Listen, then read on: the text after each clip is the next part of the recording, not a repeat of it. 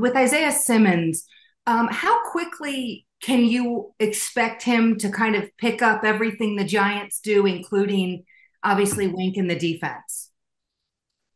Really, I think you have to get to know the player first and see what he can handle. So we're really in introductory stages. I know he's going to give everything he has and meet with Eggs and Wink and try to pick up all the things we need him to pick up. So he'll be in here, I'd say, a bunch. Kind of not just learning how we do things on the defensive side of the ball, but learning how we do them, in terms of our program and the expectations and the standards. So just talking to him the brief time I've had a chance to meet him and talk to him, I know he's eager to do that. And, I expect him to be in here a bunch. If I could just follow up quickly, I've Sure. obviously talked to him less than you have. So Yep. when you find a player who certainly seems as enthusiastic about the trade, happy for the new opportunity, and comes with that mindset, how much easier, for lack of a better word, does that make a transition both for the player, but honestly for you guys as well? Yeah, no, I think it's good for both sides. I know he is excited to be here. We're excited to have him. So just going to require a good amount of hard work to try to catch him up as quickly as we can. Well, you guys signed Shep in the offseason. I don't know if there was any, concrete expectation that he would be able to get as far as he has here. I guess has he shown you enough, do you think, to prove that he can help this team this year? Yeah, everything we've asked him to do, and we've had a rehab plan I know I've talked about for him. He's done a nice job of really kind of hitting each marker that we've set for him, up to this point. So pleased with where he's at. I think the trainers have done a really good job with him.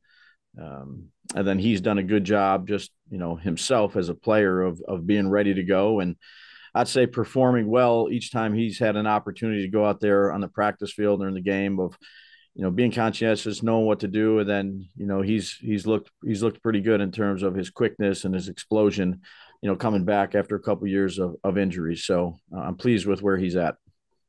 I think there's probably a lot of people on the outside who look at him playing last night and particularly him fielding that punt and say, well, that's not a role that someone who's got a secured place on this roster would probably be doing in a last preseason game. Do you see it like that, or what were you trying to get out of all that last night?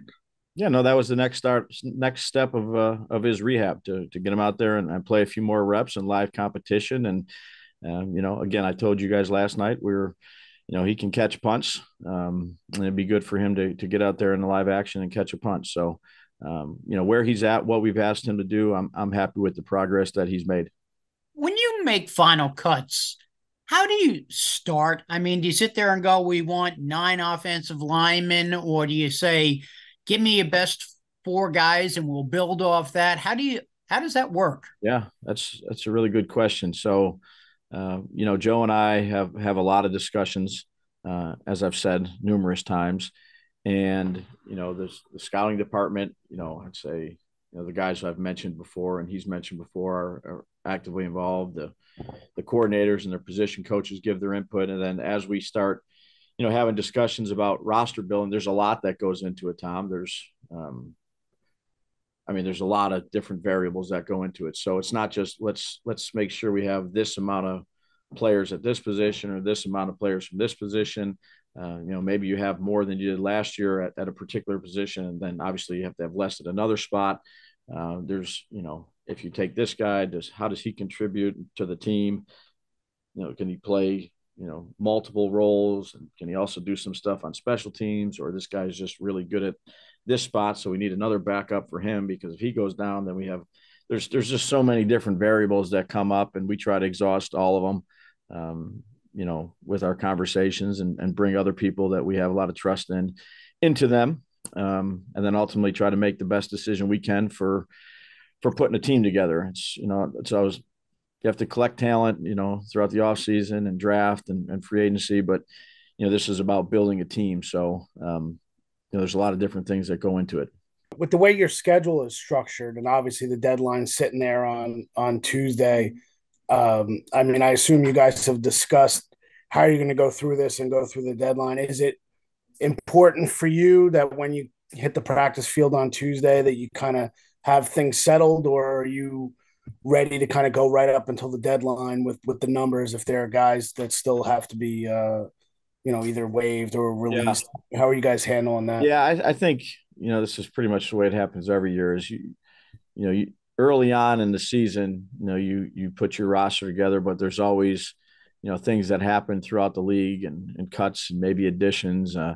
We'll do the best we can of to put it together, and if there's changes that go all the way up to the when we can make them, then there's changes. But we have an idea.